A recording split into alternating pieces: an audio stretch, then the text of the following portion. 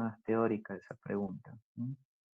Ya vamos a esperar unos minutitos más para que sigan ingresando.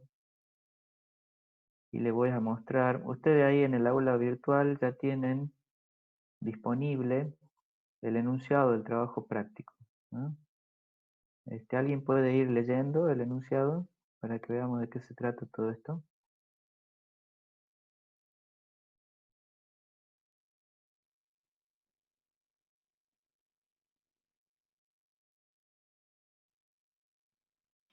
Profesor, Sí, disculpe, ¿podemos primero hacer un repaso de unas cuantas dudas que podemos tener de los prácticos anteriores?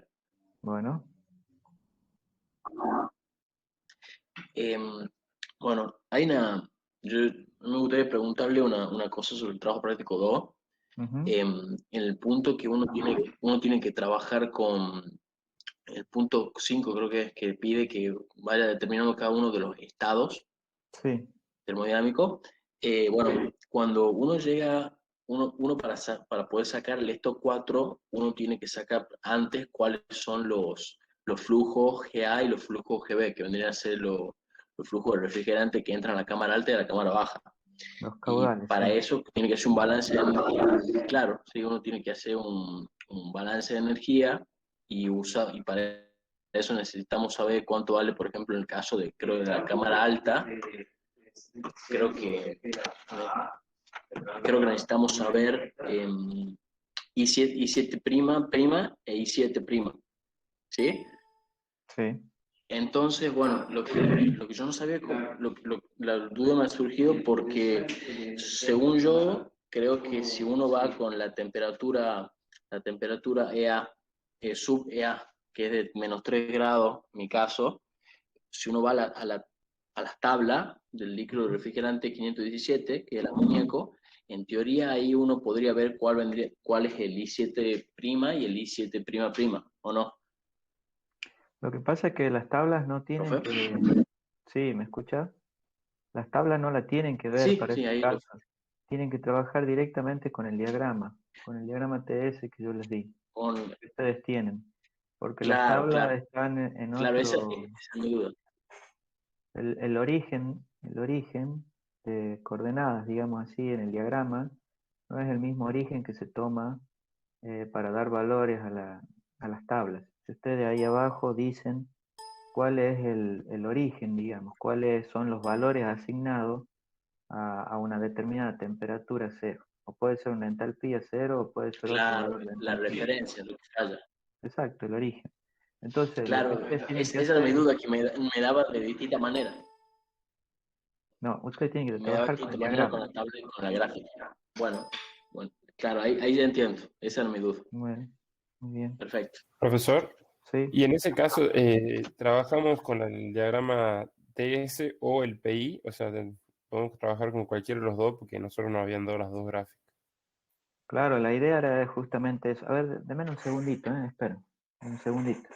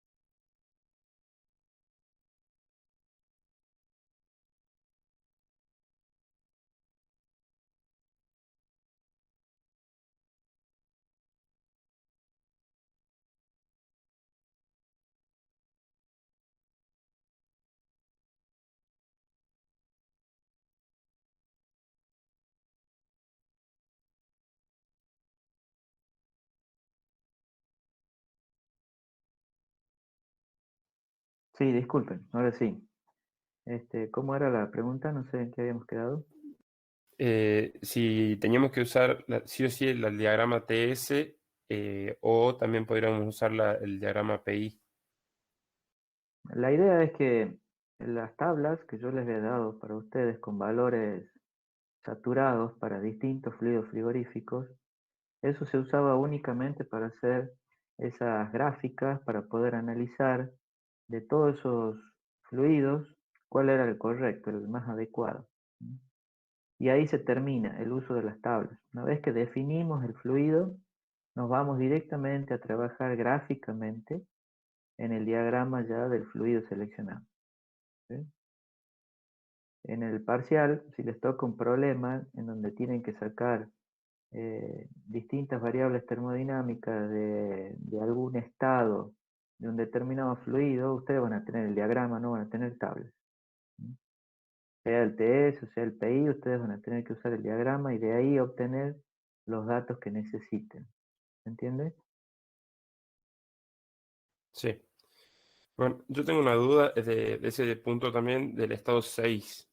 Ujú. Que nosotros en el estado 6 consideramos que es un subenfriamiento líquido, pero consideramos que está sobre la curva de saturación, o sea que es un líquido saturado. Sí.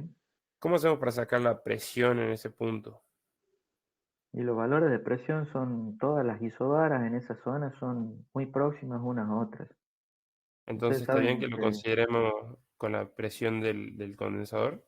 claro, ustedes saben de que porque no estamos considerando ninguna irreversibilidad, por lo tanto la presión queda constante. La presión de evaporación en el evaporador de alta, de baja, la presión de condensación, eso la definen en función de las temperaturas de saturación o temperatura de evaporación en el evaporador de Sí. baja, de alta y la temperatura de condensación. Y no hay variación de presión. Y se El tema es que, sobreentiende que el líquido es un fluido incompresible, por lo tanto puede haber mucha variación de temperatura y prácticamente la presión no cambia. ¿Sí? claro, el tema es que, bueno, después cuando yo lo grafico en el diagrama PI me queda fuera de la curva de saturación. Por eso era mi pregunta. En el PI. Sí, ¿Y las o sea, el presiones punto cómo son? 6. ¿Cómo están las presiones? ¿Cómo Por se las eso, en ese identifica? caso yo le tomo como la presión del condensador es igual que el P6. Claro, Entonces de 5 ¿sí? prima sale, o sea, en la misma altura sale el punto P6 de la curva de saturación. Claro, es que Y de ahí baja, se despega de la campana, claro. pero Pero precisamente por eso seguimos manteniendo la presión, no hay modificación. En la zona, bien dentro del diagrama TS, en la zona cuando tiene el título 0, donde estamos en líquido saturado, todas las isobaras están muy próximas una a otra, y ahí yo no veo diferencia, es por eso que yo me muevo por la curva de título igual a 0. Todos los líquidos están bien. ahí. ¿Mm? Bien, entonces en la TS nos movemos sobre la curva de saturación y en el caso de la PI en la isobara. Claro, la isobara. La idea es que la transformación es a presión constante. ¿Mm? Bien, y después otra duda que tengo es del TP3. Ahí ya le digo. Nosotros teníamos el punto 4 que usar con el diagrama psicométrico. Sí. Y nosotros habíamos calculado con el diagrama psicométrico y después lo hemos querido hacer con el diagrama de Molière como para comparar, para ver qué onda. Ujú. Y nos daba distinto la entalpía. No sé si porque se mide distinto, o sea, nosotros hemos medido con las rectas de entalpía que son unas diagonales, digamos, Sí. pero no sabemos si es que estaba mal porque en una nos daba 17,2 y el otro a 21,3, una cosa así. Bueno, no sé, puede haber diferencias, pequeñas diferencias, pero la, no debería ser tanto. La idea es que ustedes, tanto en el diagrama de Molière, en donde ustedes ven de que las isoentálpicas son prácticamente iguales y ustedes la pueden considerar como igual a la pendiente de esas isoentálpicas a la, las temperaturas en la zona de niebla, ¿no? Las isotermas de niebla. Entonces, la pendiente que tiene la isoterma de niebla son muy similares y ustedes la pueden considerar igual a la pendiente de las isoentálpicas. Aunque en el diagrama de Molière se ve una pequeña diferencia. Ustedes tienen una recta en donde definen temperatura y otra recta en donde tienen definida la entalpía. A ver si tengo acá los diagramas. Yo les voy a mostrar. Espera un segundo.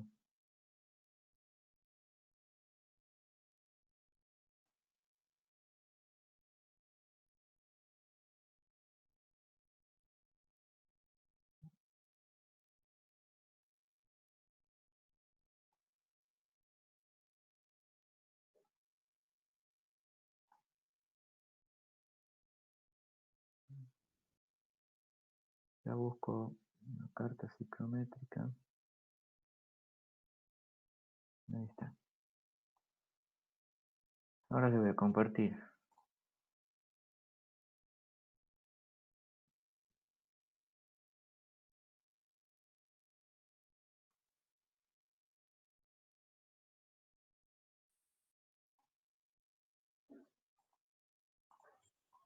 ¿Sí están viendo? Sí, se ve.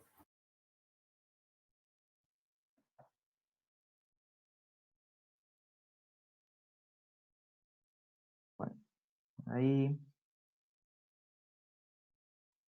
están viendo el diagrama de Molière. En el diagrama de Molière ustedes ven en esta zona en donde la entalpía I igual a 10 tiene una pendiente, pero vean de que hay poca diferencia, similar a la isoterma de niebla de 15 grados. Ustedes ven que la entalpía, la isoentálpica va por acá abajo y se extiende hacia arriba. ¿Están viendo ustedes la manito, el cursor? ¿Se ve eso o no? Sí, sí, sí, se ve. Profe. Sí, profe, se ve. Bueno, y ahí tienen la de 15 grados que está por arriba.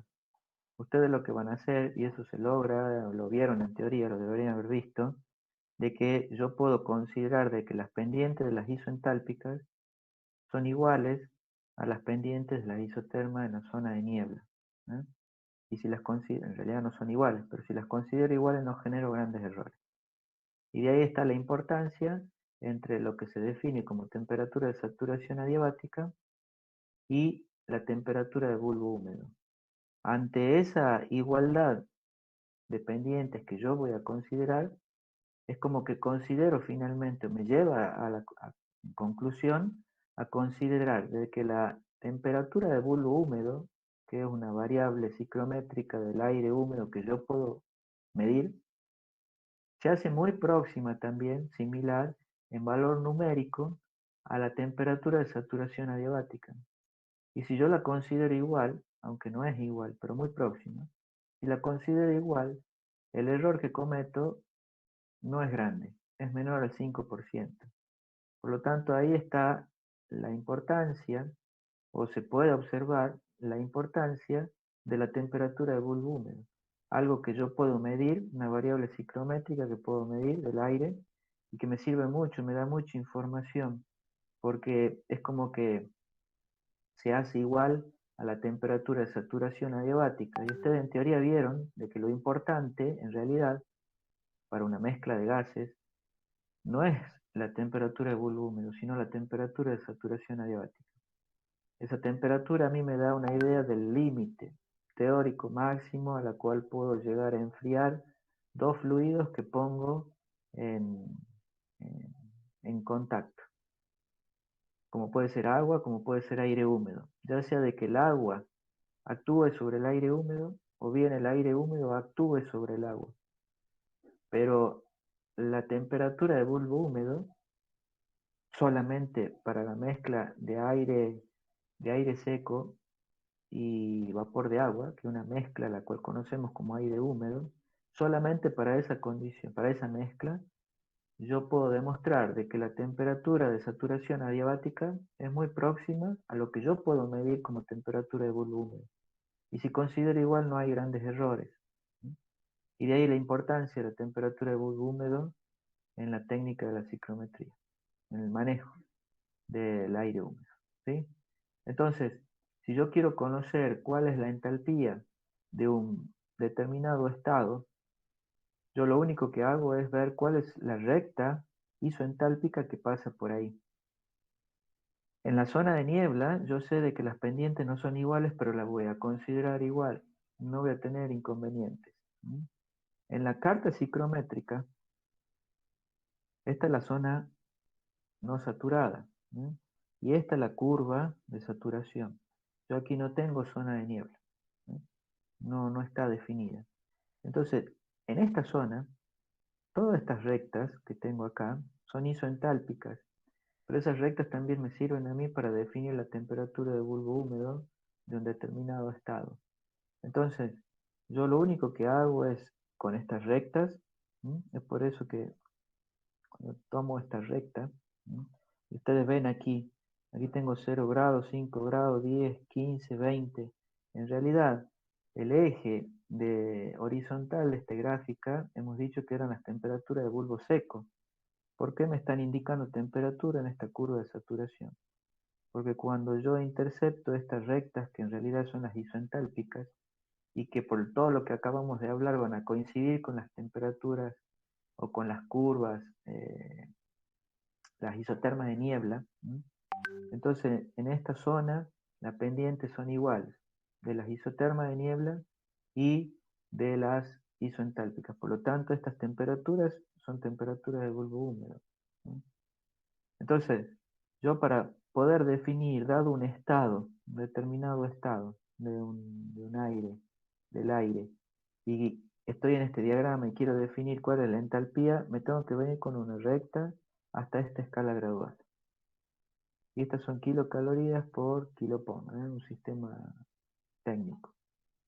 Cuando estoy acá en el diagrama de Molière, yo tengo que, y estoy ya definido un punto, yo lo que tengo que hacer, si quiero saber la entalpía, me fijo cuáles son las curvas, las rectas, mejor dicho, que pasarían por ese punto. Hay rectas que no están dibujadas, ¿eh? Entonces ahí tengo que tener cuidado, entre 10, entre i igual a 5, i igual a 10, i igual a 15, ¿eh? Si yo tengo un punto intermedio, bueno, más o menos tendré que estimar cuál es el valor. Y ahí es donde ustedes pueden llegar a perder un poco, por la apreciación en el gráfico, un poco de precisión, ¿no? Entre esto, que tiene una escala muy amplia, va de 5 en 5 las entalpías, mientras que acá yo tengo un poco más de visualización en la escala. La apreciación es mucho mejor acá. ¿Entienden? Profesor, Sí. ¿hay algún criterio para saber si nos conviene usar el diagrama de Molière o la carta psicométrica? En el caso del parcial, a ustedes les van a decir qué es lo que tienen que usar. Ah, bueno, perfecto. ¿Hay alguien hablando de fondo? No escucho bien. ¿Es una pregunta o es algo que se filtra? Es una pregunta que me subo un poquito. No, profe, sí, había alguien hablando de fondo. Ah, bueno. ¿Qué otra consulta hay?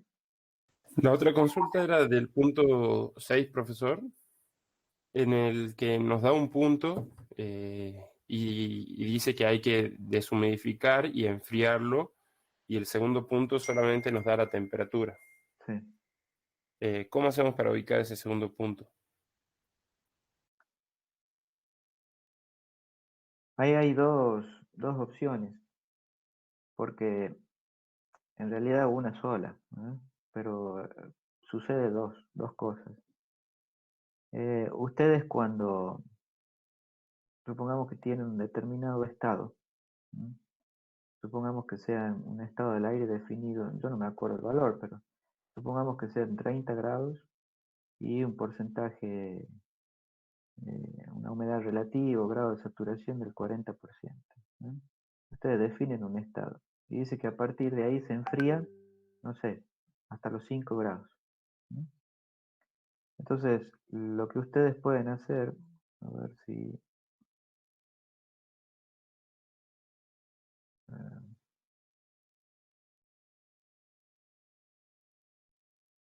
lo que ustedes pueden hacer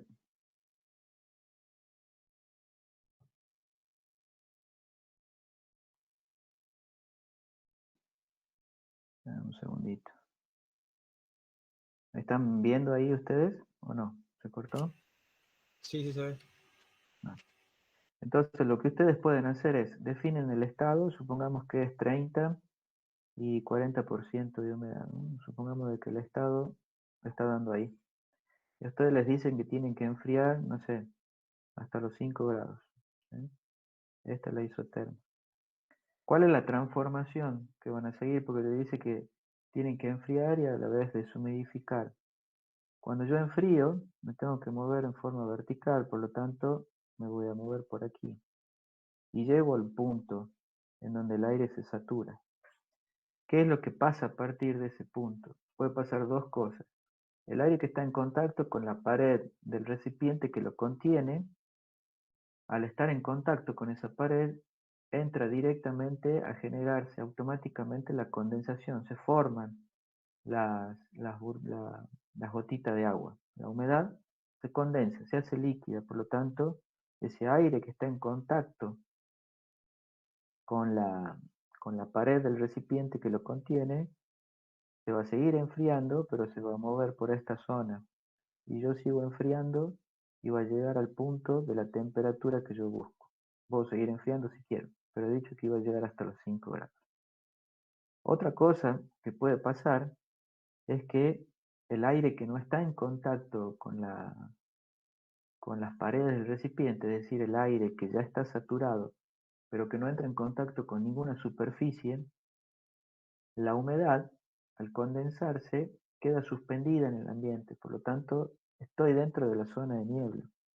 Es por eso que si yo sigo enfriando, no me voy a mover por la curva, al analizar el aire que está en el medio del recipiente y no está en contacto con ninguna pared. ¿Eso qué va a suceder entonces? De que la transformación va a seguir vertical. ¿Hasta cuándo? Hasta que llegue a tener los 5 grados. Por lo tanto, este es el estado del aire que me está definiendo dentro del recipiente sin tocar las paredes. Mientras que el estado del aire que está tocando en contacto con las paredes del recipiente es este. Ustedes ven, ambos estados están a 5 grados, que era lo que me pedía. Pasar de este estado inicial mediante un enfriamiento. Aquí, ¿qué pasa? Aquí el aire dejó en suspensión toda esa humedad, ¿sí? Que si bien está en forma de líquido, pero suspendido en la masa de aire. No se ha condensado. Por lo tanto, el aire no ha perdido humedad. Mientras que el aire, al tocar la pared y al estar en el estado de saturación, sí tiene la posibilidad de condensar. El líquido al tocar la pared deja de estar en suspensión en el aire y condensa, ¿no? Yo puedo extraer toda esa humedad, quito toda esa humedad del recipiente. Entonces, el nuevo contenido de humedad sería este y no este constante. Pero en realidad, ustedes, por ejemplo, cuando están en el campo o en el fondo de su casa, ahora que viene el invierno, por ahí eso sucede. Cuando ustedes ven, salen a la noche, ven de que por el techo del auto o en alguna chapa o en algún vidrio que ustedes vean, ven condensación del líquido. El aire atmosférico, al bajar tanto la temperatura, ¿sí? Al ser menor que la temperatura del punto de rocío, se genera condensación. Pero eso no significa de que todo el aire esté condensando, sino ustedes ven esa condensación, ese agua líquida, esa humedad líquida, ustedes la ven sobre una superficie, no la ven sobre el ambiente. Pero sin embargo están en una condición en donde el ambiente también puede llegar a tener esa humedad en suspensión y es la niebla. ¿Se entiende? Entonces eso es lo que puede llegar a suceder. Son las dos Profesor. condiciones que ustedes tienen. Sí. Pero en ese caso, ¿cómo tomaríamos los procesos? O sea, nosotros tenemos un enfriamiento en el caso vertical y después es como una deshumidificación con Si les enfriamiento pide, puntos. claro, no, sí. Si les pide a ustedes de que enfríen y deshumidifiquen, entonces lo que ustedes tienen que hacer es contemplar esto como enfriamiento hasta este punto y desde ahí se genera la deshumidificación, porque en realidad pierden, pero no tienen que tener en cuenta que conceptualmente el aire está, perdón, esto se me complica, el aire también tiene parte de esa humedad suspendida, ¿sí? No toda la humedad es lo que yo le quito, sino parte. ¿Qué es lo que quito? Y bueno, esta diferencia. Este es el delta de X que yo estoy deshumidificando. ¿Se entiende? Bien, pero ¿Y cómo sería para calcular la cantidad de calor extraído? Porque ahí tenemos dos estados, ¿verdad? Finales. Y el estado inicial tiene una entalpía, el estado final tiene otra entalpía. Claro, pero tomamos de ese estado, del que siguió la línea de saturación, no del que está en la zona de niebla. La del, claro, El, si ustedes les piden cuál es el calor total que han sacado, tiene que ser la diferencia de estas dos entalpías. Si ustedes les piden cuál es el calor en el enfriamiento neto, antes de que llegue a esto, es con la entalpía hasta acá. Pero el total, porque ustedes han enfriado todo, de este punto a este punto, no han hecho solamente esto. Bien, bien. por eso es lo que yo le decía, de que el segundo tramo también es enfriamiento aparte Y de por la supuesto, deshumidificación. claro, sí, también, la temperatura sigue bajando. Nada más que la particularidad de acá es que mientras yo estoy generando ese enfriamiento, a la vez se deshumidifica. ingeniero, Sí. y la diferencia, yo, o sea, tengo que buscar que la diferencia de los distintos contenidos de humedad dé siempre positiva o tiene que ser negativa para que signifique que se está deshumidificando. No, bueno, la idea es que cuando usted humidifica, le incrementa la, la- la humedad, ¿sí? Por lo tanto, usted va a pasar de un valor menor a un valor mayor cuando humidifica. Y cuando deshumidifica, la idea es que tiene que quitar humedad y va a pasar de un valor mayor a un valor menor. Solamente eso. ¿Mm? Claro, pero analíticamente cuando calculamos el calor nos tiene que dar negativo cuando hacemos la diferencia de entalpía porque estamos enfriando. Y cuando calculamos el agua que se separa, digamos, ahí también nos tiene que dar negativo ese valor. Y si usted hace de que el delta es el valor final menos el valor inicial, y Claro, le va a dar negativo. Y eso está significa, bien conceptualmente ponerlo así. y sí, Bien, claro. bien, gracias. ¿Otra consulta hay? ¿Otra duda? Yo, profe, aprovechando que tienen la gráfica ahí puesta, Sí. en el apartado 3E, no sé cómo hacerlo, no sé cómo interpretar la gráfica. Te pide la entalpía del aire por unidad de masa de aire seco. Todo, si ustedes analizan el diagrama, todas las medidas las unidades que dan este diagrama, está referida, por ejemplo, acá el contenido de humedad, dice kilo por cada kilo. ¿No? El cociente la entalpía también, son las kilocalorías por kilogramo. Y es todo ese cociente donde aparece kilogramo, en realidad es kilogramo de aire seco. Y no es kilogramo masa, sino kilogramo fuerza. Es por eso que este diagrama, ustedes ven las unidades, está en sistema técnico. Por más que diga kilogramo, es kilogramo fuerza. Entonces por eso, para que no se confundan, consideren kilopom siempre de aire seco. Todas lo que ustedes saquen el diagrama es por cada kilopon de aire seco. ¿Sí? Sí, sí.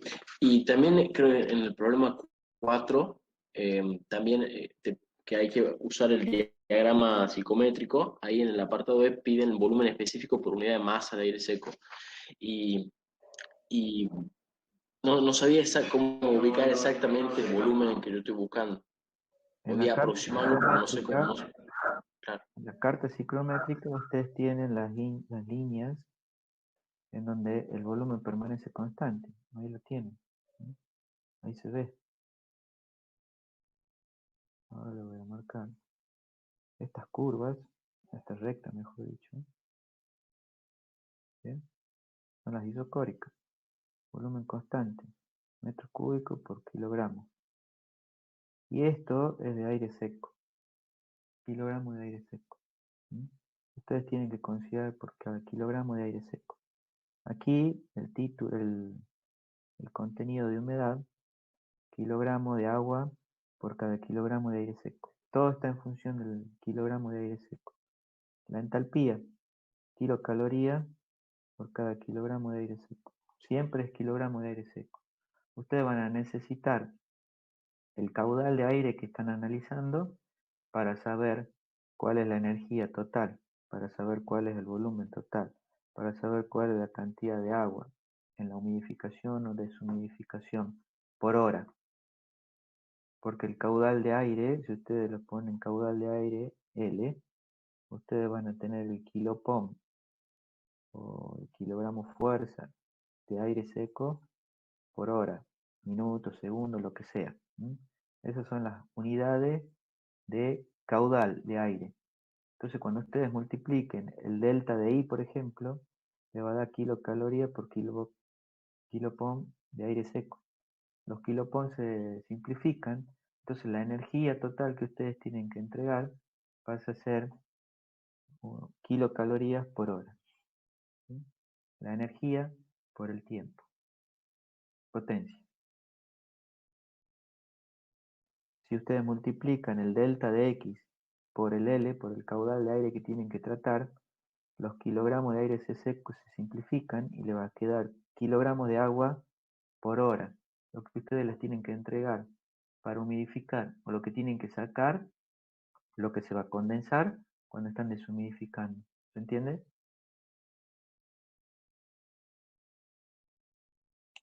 Perfecto, profe. ¿Y usamos la escala del volumen? Y ahí O sea, dice, a ojo la escala del volumen. esas son las isocólicas. Usted sabe de que esta línea es el volumen constante cuyo valor es 0,875. Aquí tiene 0,850, aquí tiene 0,9.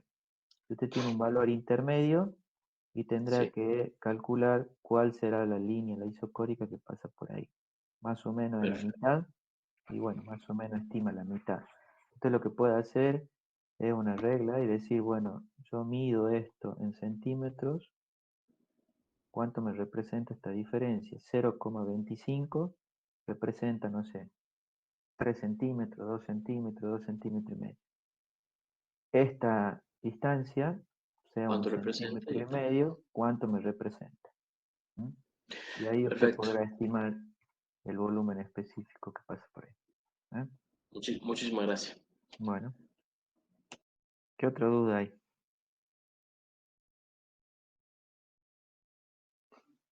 ¿Listo? Profe, ¿Listo? ¿puede repetirlo del volumen específico que nos pude escuchar? El volumen específico en el diagrama en la carta ciclométrica, ustedes tienen aquí representado cuáles son las rectas de volumen constante. ¿Mm? Las unidades son metros cúbicos por cada kilopón de aire seco. ¿Sí? Eso es lo que ustedes tienen. Lo que les decía el compañero es que cómo hago si yo tengo un estado intermedio, no tengo una recta. Y bueno, no van a tener que estimar. Ustedes miden cuánto representa en distancia, en volumen esta distancia. Entonces ustedes pueden medir esta distancia que yo necesito que pase por ahí, mi nueva recta de volumen constante. Entonces ustedes hacen esa regla de 3 simple y pueden llegar a saber cuánto representa en volumen esta distancia. ¿Mm?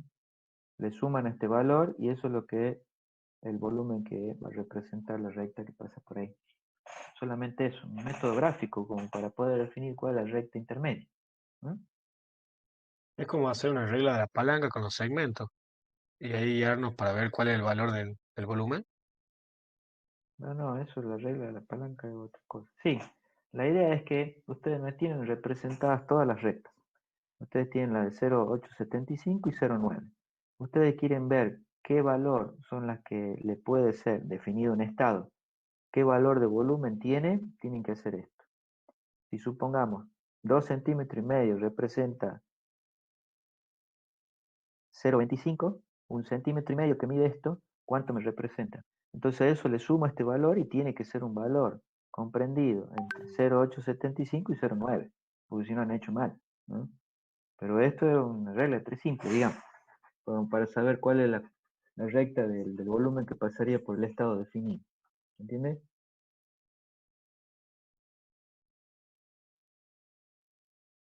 Perfecto, ingeniero. Sí, sí. ¿Hay otra duda? ¿Consulta?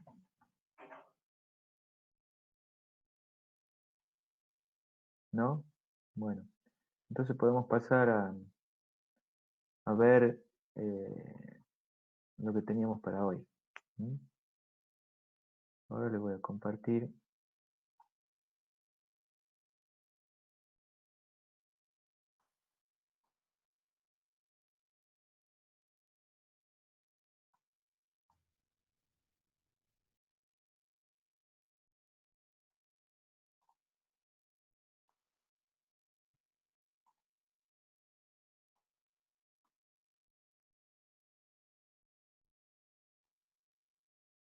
¿Ahí están viendo ustedes? Sí. Bueno, básicamente lo que vamos a hacer en este práctico es poder llegar a definir lo que tiene que ver con la torre de enfriamiento. La torre de enfriamiento ustedes ya han visto en teoría de qué es un equipo y en qué consiste. ¿Mm? También le han explicado en teoría cuál es la transferencia de energía y masa que sucede. Han visto también que hay una ecuación, la ley de Merkel, que es la que rige, digamos, justamente esa transferencia. ¿Mm? Y está en función de una integral entre límite superior, límite inferior de temperaturas definidas de entrada y salida del líquido, del agua en este caso. La torre es un equipo que sirve para tratar agua a partir de aire atmosférico. ¿Eh? El lavador de aire es lo mismo, trabaja bajo el mismo concepto, nada más que el fluido que actúa ya no es el aire, sino es agua, y el fluido en el cual el agua actúa es el aire. Justamente lo inverso a las torres, ¿no? Pero el mismo, el principio de funcionamiento. ¿Dónde se aplica la torre? Como por ejemplo en el agua de refrigeración de un condensador dentro de un ciclo frigorífico, ¿no? El agua que viene del condensador viene con una determinada carga térmica. Ha absorbido todo el calor para que el fluido frigorífico disminuya en temperatura. Se enfríe, se condense y enfríe, en el caso que habíamos visto en el práctico 2. Por lo tanto, yo en el condensador debo eliminar calor. ¿Cuál es el fluido que utilizo para eliminar ese calor? Como lo hemos visto en el práctico 2, en este caso, agua. El agua esa, para hacerla recircular y poder llegar a utilizarla nuevamente, la tengo que enfriar, ¿sí?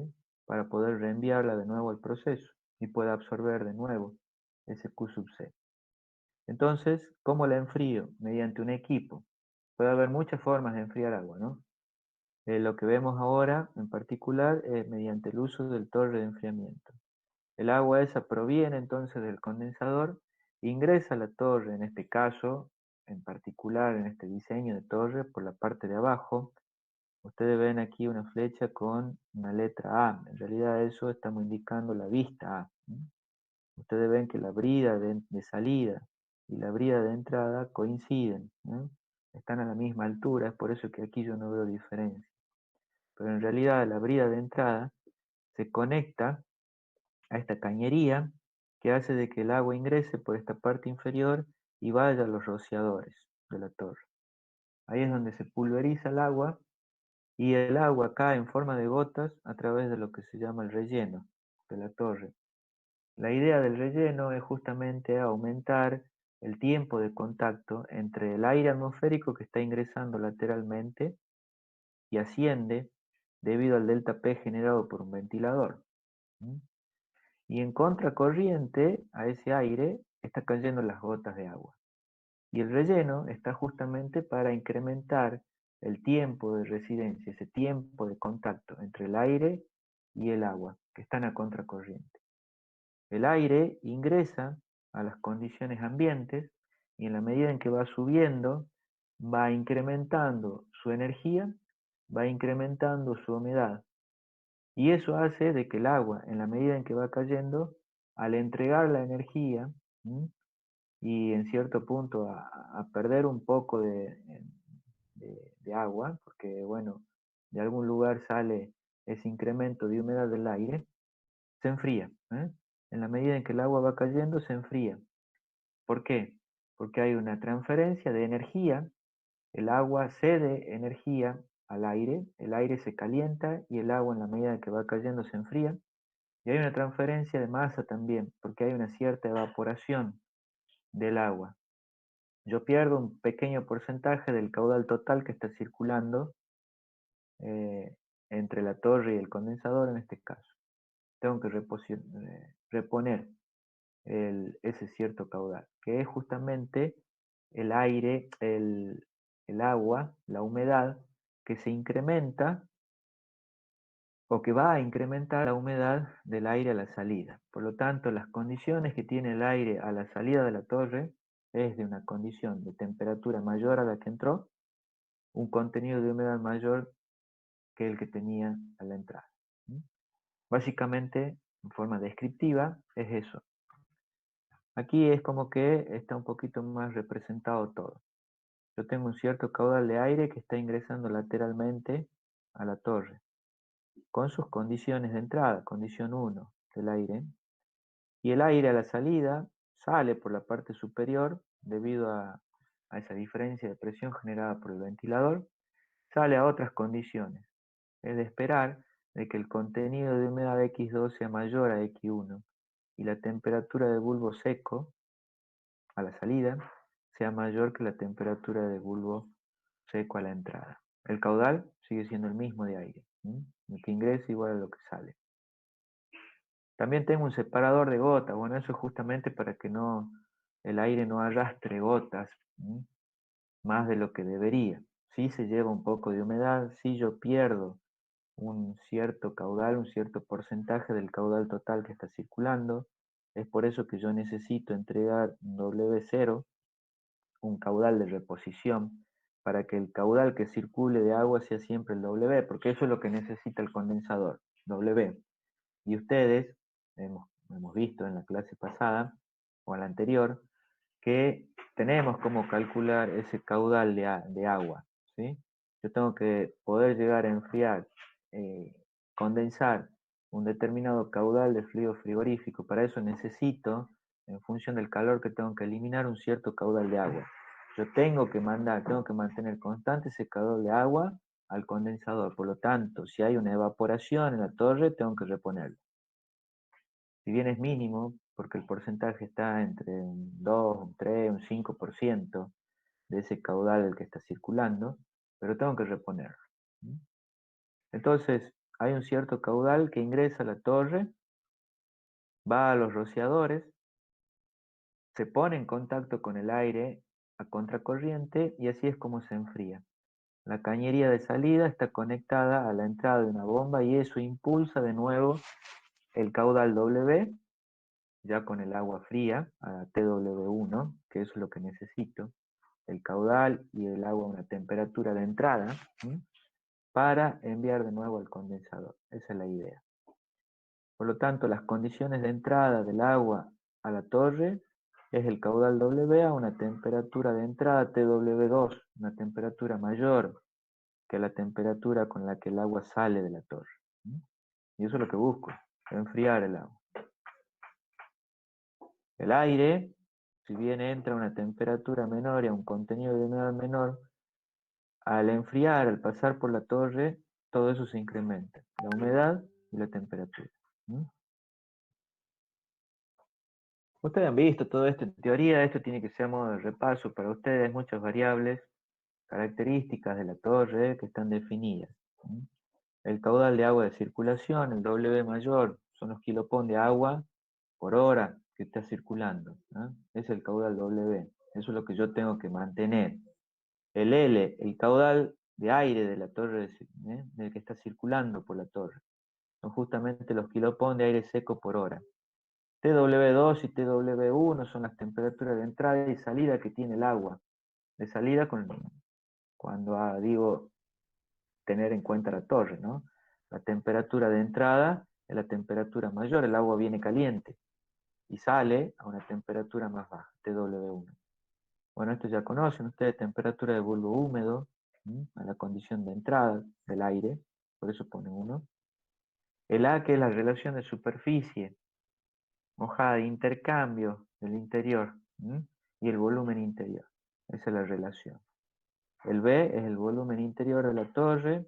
F el producto, la superficie total, el producto entre la superficie mojada, A en relación al volumen con el volumen, me da la superficie total de intercambio de energía y masa.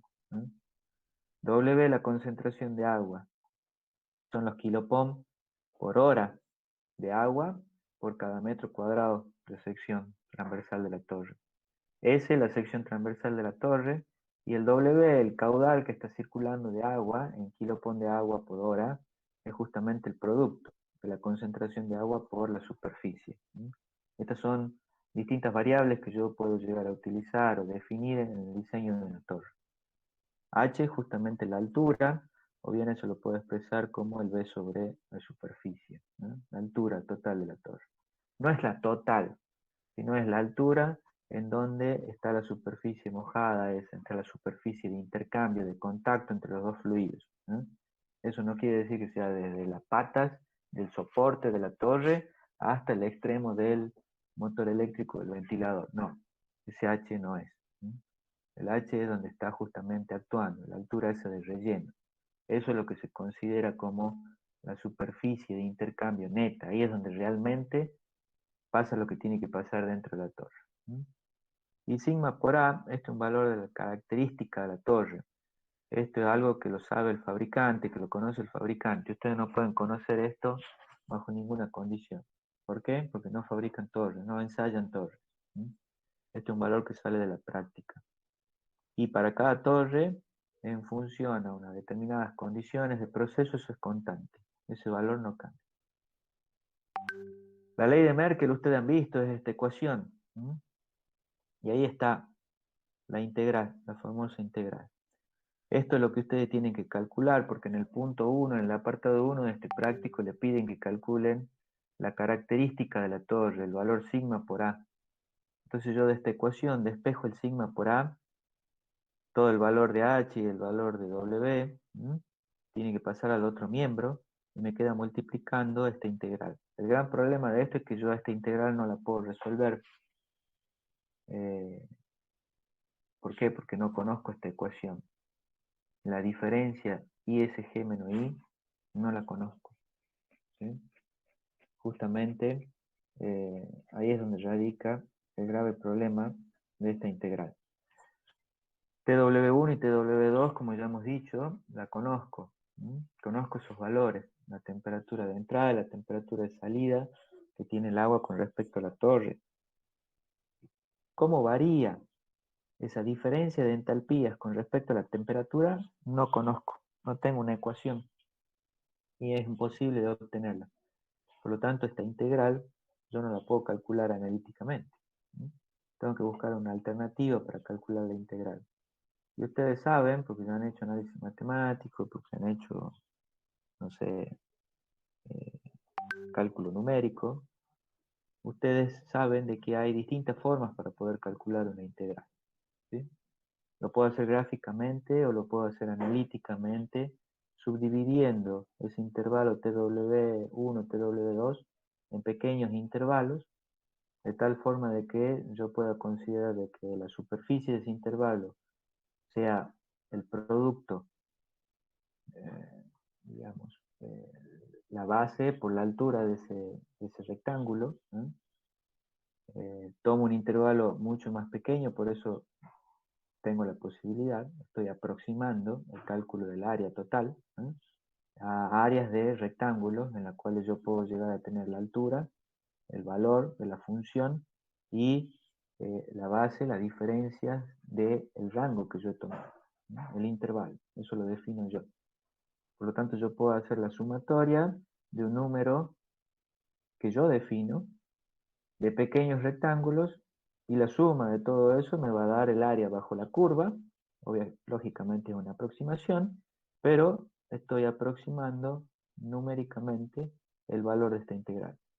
De nuevo, yo esto no lo puedo hacer analítico porque no conozco esta relación, esta función, la inversa de esta diferencia de entalpías, la entalpía potencial, que es lo que ustedes han visto en teoría, en función de la temperatura del agua. No conozco una ecuación, una función matemática de esta diferencia con respecto a la temperatura del agua, ¿no? Es por eso que ahí es donde radica el problema de esto. Yo eso lo voy a dejar para que ustedes lo lean, porque esta guía va a estar ahí en el aula virtual. Ustedes para resolver el práctico van a tener que leer esto, van a tener que seguir el método que es justamente el método de cálculo de esa integral. En realidad eso no es tan importante, ahora estamos un poquito apurados, pero eso no es tan importante para el parcial, porque en el parcial a ustedes no se les pueden tomar cómo van a calcular esta integral, porque no es la idea. La idea es que ustedes entiendan el concepto de la torre, cómo funciona, para qué funciona, y qué pasa justamente en esa transferencia de energía de masa que existe entre los dos fluidos, agua y aire, ¿no? Eso es lo importante. Y en realidad se definen dos diferencias de temperatura que son muy importantes a la hora de hablar de una torre de enfriamiento. Primera diferencia de temperatura, aproximación a la salida, que se define como la diferencia entre la temperatura que tiene el agua a la salida y la temperatura de bulbo húmedo que tiene el aire a la entrada de la torre. Esta temperatura del agua a la salida es justamente la temperatura a la cual se ha llegado a enfriar el agua. ¿Cuál es el límite de enfriamiento que tiene? Eso lo han visto ustedes en teoría, es la temperatura de saturación adiabática. Cuando hablamos de mezcla de aire seco y vapor de agua, solamente para esa mezcla, ustedes han visto también la teoría de que esa temperatura de saturación adiabática se hace igual a la temperatura muy próxima a la temperatura de bulbo húmedo. Por lo tanto, esa diferencia que nosotros denominamos aproximación a la salida me está dando una idea de qué tan precisa es la torre desde un punto de vista del enfriamiento para el agua. Lógicamente que en la medida en que yo tenga menores valores de aproximación a la salida, es decir, menor valores de delta T como aproximación a la salida, más eficiente la torre. Eso trae aparejado una torre mucho más alta y mucho más precisa, por decir así, más cara. Me aproximo lo más que puedo, en la medida en que este delta T disminuye, me está diciendo indirectamente, conceptualmente, de que me aproximo lo que más puedo a lo teórico, que es justamente la temperatura de bulbo húmedo. Si esta aproximación a la salida es grande, bueno, es muy probable de que una torre sea pequeña en altura, ¿sí? Y no me cueste tanto en dinero. El costo de adquisición bajo, ¿sí? Ahí está, un criterio para poder definir qué necesito yo.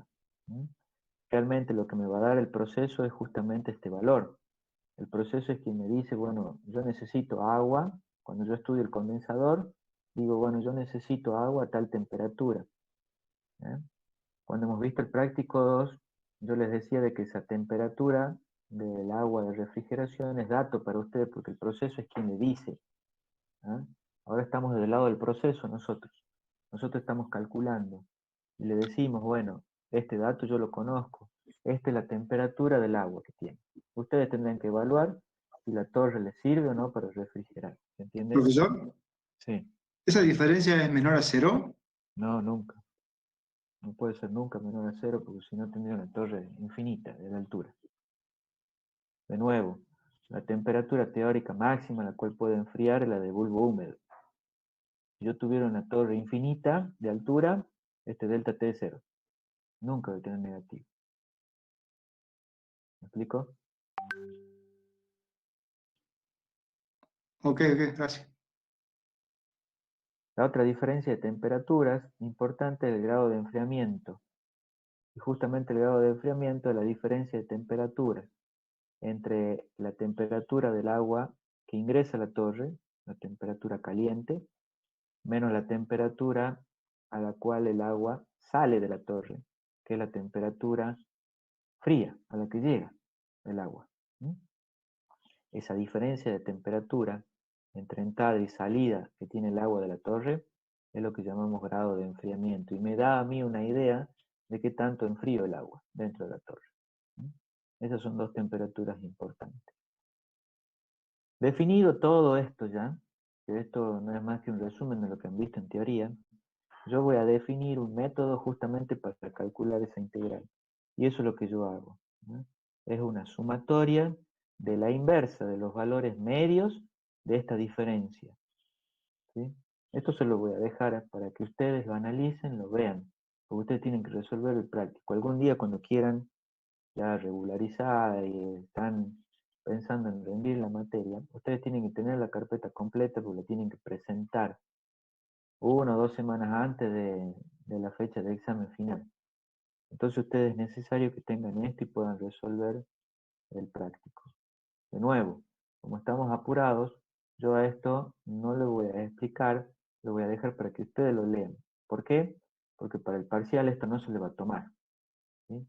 A mí no me interesa cómo calculan ustedes la integral. Eso ya deberían saberlo. No es de esta materia. Pero para poder resolver el práctico lo van a tener que hacer. Entonces ustedes van a leer eso. Y tienen que armar una tabla de valores, porque estamos haciendo un método analítico, un método numérico, donde tenemos que plantear cuáles son los distintos valores para cada incremento que yo considero. Estoy subdividiendo ese rango de temperaturas entre TW1 y TW2, lo estoy dividiendo en incrementos, en n incrementos.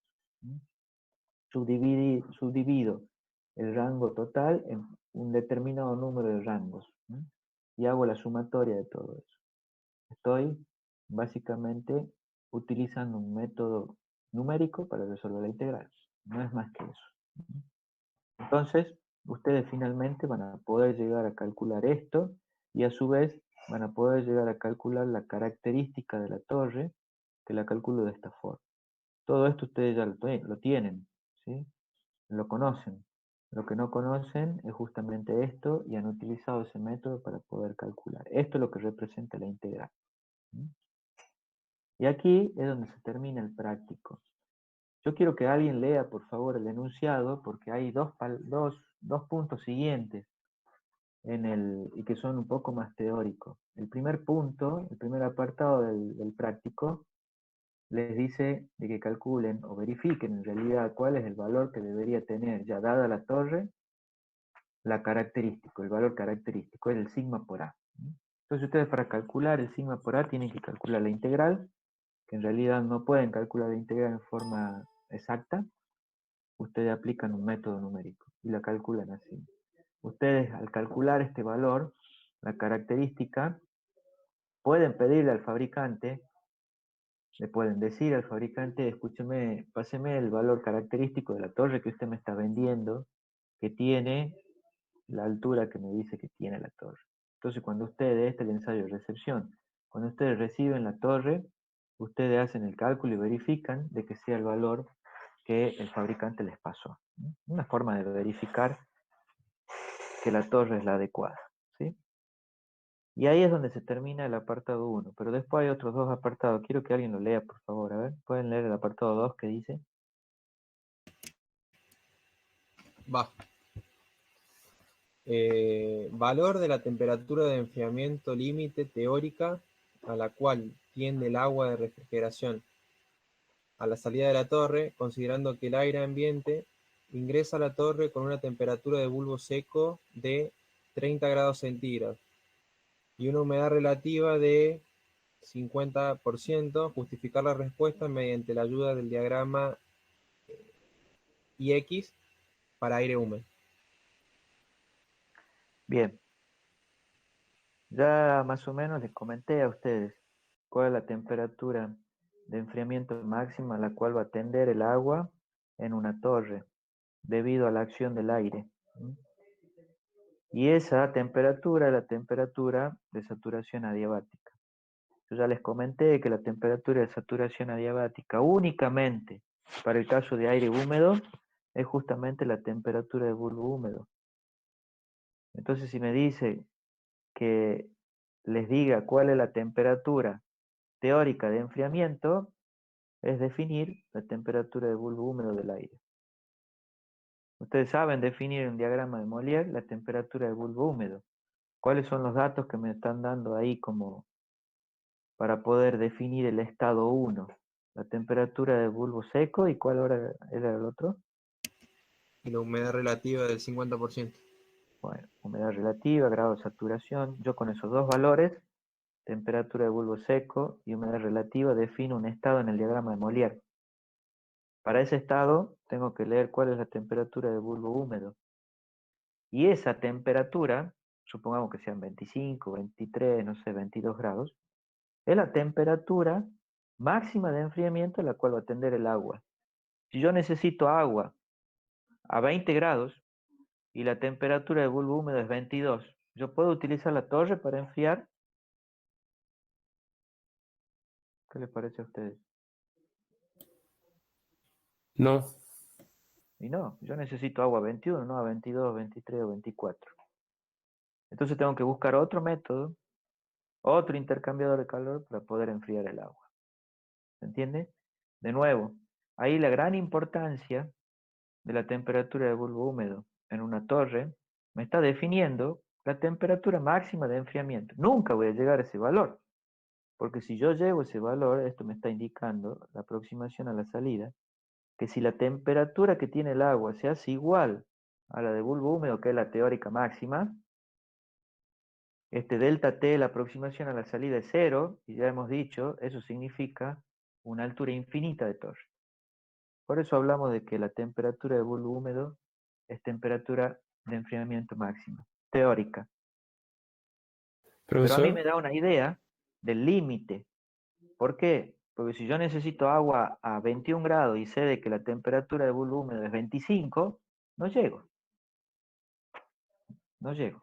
No voy a considerar torre para enfriar. De ahí la importancia de esto. ¿Sí? ¿Alguien ha hablado? yo, profesor, Sí. ¿hasta qué porcentaje de esa temperatura de bulbo húmedo tendríamos que considerar como apto para la torre? O sea, si usted dice, por ejemplo, que la torre tiene una temperatura de bulbo húmedo de 20 grados centígrados, Mm. yo sé que hasta 22, por ejemplo, puede llegar a enfriar. Yo tengo que tener un valor del delta T. Tengo que tener un valor de aproximación. 5, 10 grados, 2 grados, 3 grados, 1 grado, lo que sea. Yo tengo que considerar conceptualmente que en la medida en que este delta T sea más chico, más cara la torre y más alta. Un valor cero no voy a obtener nunca. Mientras más alto sea esto, más me voy a alejar del valor teórico a la cual puedo tender. Pero si para mí es suficiente, no hay problema. Si yo necesito agua a 35 grados y la temperatura de bulbo húmedo es de 20 grados, bueno, no hay problema. Yo estoy muy por encima de la temperatura límite. Es más, si la temperatura de bulbo húmedo es 20 grados, yo puedo pedir una torre con una aproximación a la salida de 10 grados y lo mismo me va a enfriar, pues yo necesito 35, no 30. ¿Entiendes? Y profesor, en el caso del condensador, esa diferencia que dio, por ejemplo, de 35 grados de la temperatura que necesita el agua con 20 grados de la temperatura del bulbo húmedo, Sí. si me baja demasiado la temperatura de la que yo necesito en realidad, ¿me sirve o no? Y si usted se pone a analizar, cuando ustedes han calculado el caudal de agua que necesita el condensador, ustedes han tenido en cuenta la diferencia de temperatura entre la entrada y la salida del agua del condensador. Entonces, si para un delta T definido, ¿eh? Ese valor va a depender la cantidad de agua que tienen que enviar, el caudal de agua que tienen que enviar al condensador. Si ese delta T se hace mayor o yo tengo agua disponible a una temperatura más baja y voy a necesitar menor caudal. ¿Me Claro, claro. explico? Sí, gracias. ¿Qué otra consulta o duda hay? Lo que acabamos de ver.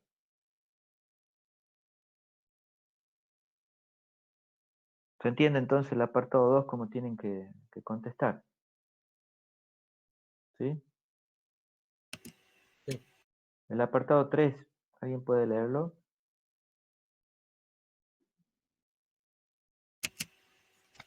Sí.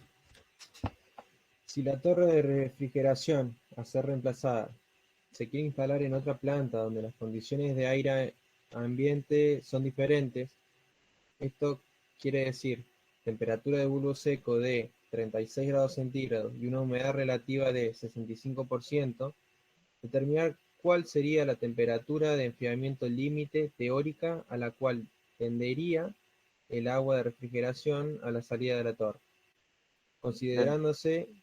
idénticas relaciones de concentraciones tanto para el agua como para el aire. Justificar la respuesta mediante la ayuda del diagrama IX para el aire húmedo. De nuevo, utilizando el diagrama de Molière, si a mí me cambian las condiciones del aire atmosférico, eso es lo que está sucediendo cuando yo llevo la torre a otro lugar. Yo tengo la torre aquí instalada en Tucumán y ahora yo quiero saber si para un mismo proceso o datos de procesos invariables, yo puedo llevar a otra planta de la misma empresa donde está el mismo proceso, pero que está en Ushuaia, ¿sí? O que está, no sé, en Mendoza. Yo puedo analizar eso, puedo ver, y es más de lo que estamos hablando. El solo hecho de decir, bueno, ahora considero otro lugar, es muy probable que haya otros valores medios de temperatura de bulbo seco y humedad relativa de ese ambiente, que cambiando de lugar geográfico puede ser un lugar más seco. Por lo tanto, las condiciones medias de temperatura o las condiciones medias de aire atmosférico puede que me den temperaturas de bulbo húmedo más bajas. O no. Puede que yo saque la torre de la planta ubicada en San Juan, que es un lugar en donde el clima es seco, y mandarlo aquí a Tucumán, en donde el contenido de humedad medio durante el año es mucho mayor al de San Juan. Entonces eso y la temperatura. Esos valores me van a dar valores de temperatura y volumen distintos. Y yo tendré que justamente analizar si me conviene o no en función de la temperatura del agua de refrigeración que me está exigiendo el proceso. Este delta T, la aproximación a la salida, la torre, no cambia. Ahí le está diciendo el enunciado de que yo no cambio la relación W sobre L, o sea, la relación de caudales de agua y aire. Es decir, no se cambia ningún valor de proceso de la torre. Solamente estoy cambiando de ubicación geográfica la torre, nada más. Entonces, lo que yo no estoy cambiando es la aproximación a la salida. Este valor sigue siendo el que yo necesito. ¿Mm? Esto es lo que me cambia. Bueno, el cambio, ¿me sirve o no me sirve? ¿Me es beneficioso o no? De nuevo, es algo muy similar a lo que se ve en el apartado 2. ¿Eh? El 3 y el 2, ustedes ven de que es ponerse a jugar un poquito con el concepto de temperatura de bulbo húmedo, que básicamente es la temperatura de saturación adiabática, que básicamente me da una idea de la temperatura teórica, límite de enfriamiento que puedo llegar a tener.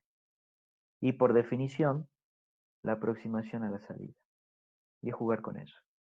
Y distintos estados del aire atmosférico.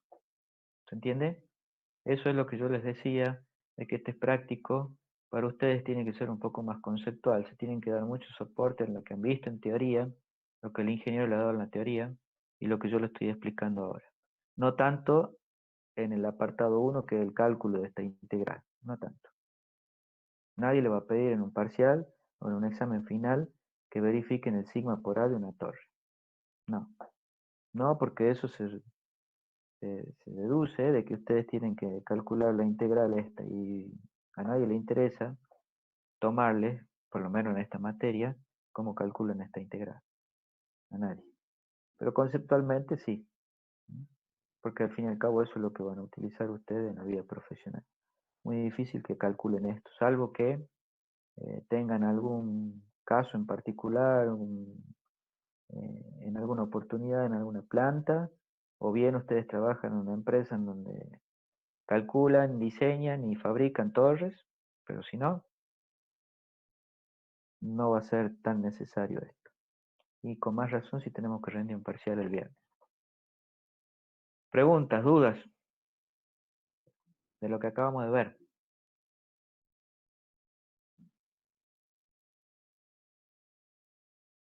¿Nada? ¿A nadie se le ocurre nada? ¿Todo entendido entonces? Yo a esta guía se las voy a habilitar para que ustedes la puedan ver ahí en el aula virtual, para que tengan, la analicen un poquito. Y ya está el enunciado y están las tablas, tablas de valores, porque ustedes para resolver esa integral, el método que ustedes necesitan aplicar, ustedes necesitan saber entalpías, y entalpías del aire al estado de saturación para una temperatura definida. Así es como ustedes van a encontrar los valores y después hacer la sumatoria de esas inversas. Y así estimar el valor de la integral. Entonces hay unas tablas en donde se le dan los valores de entalpía en función de la temperatura del aire y en función del grado de saturación o humedad relativa. Esas tablas ustedes van a necesitar para poder completar estos valores. En función de la temperatura, cuáles son los valores de entalpía del aire saturado. Eso es lo que van a necesitar sacar esas tablas. Y nada más. Y es todo lo que vimos. Ustedes ya saben de responder el apartado 1 con lo que yo les pongo aquí en la guía.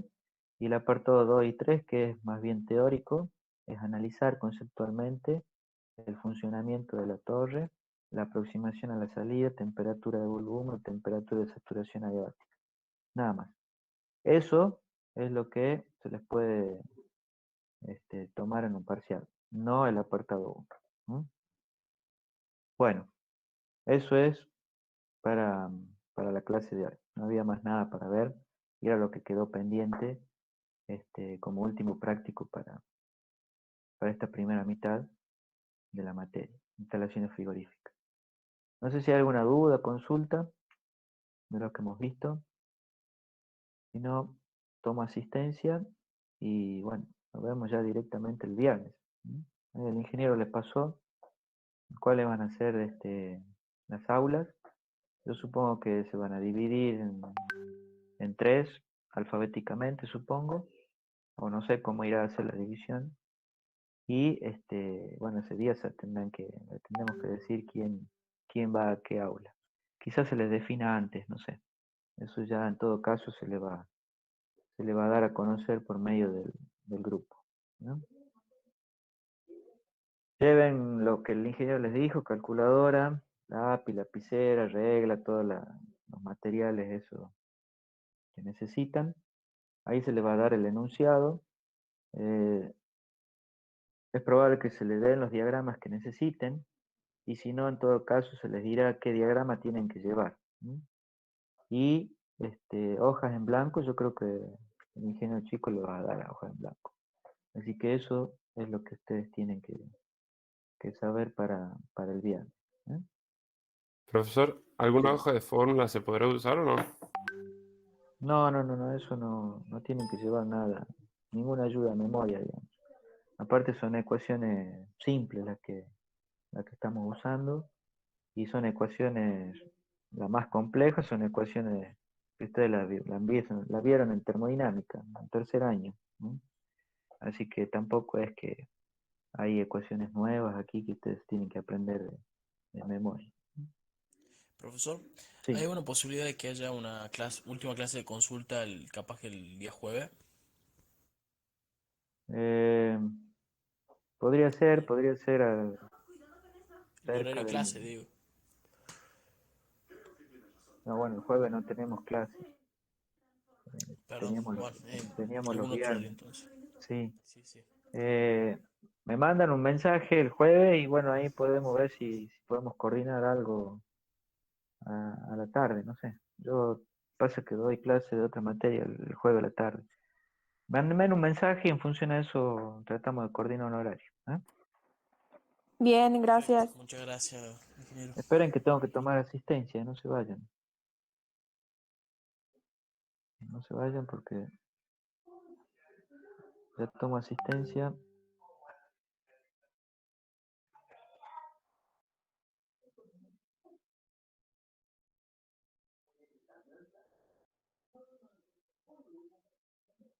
Bueno, listo. Ya está la asistencia de hoy. Ahora sí, si no hay más nada para decir, quedamos en coordinar esa clase de consulta y vernos ya directamente el viernes, ¿no? Bien, muchas gracias. Gracias, profesor. Bueno, Hasta Muchas luego. gracias. hasta luego, que anden bien. Chao, Chao. profe. Hasta luego, gracias. Hasta luego. Profesor, Hasta Hasta luego, luego, ingeniero. sí. Casanova Nicolás me avisó que justo se le desconectó el Wi-Fi y se tuvo que retirar de la clase, por si lo quiere tomar con la asistencia. Sí, bueno, Gracias, hasta luego. muy bien. Hasta luego.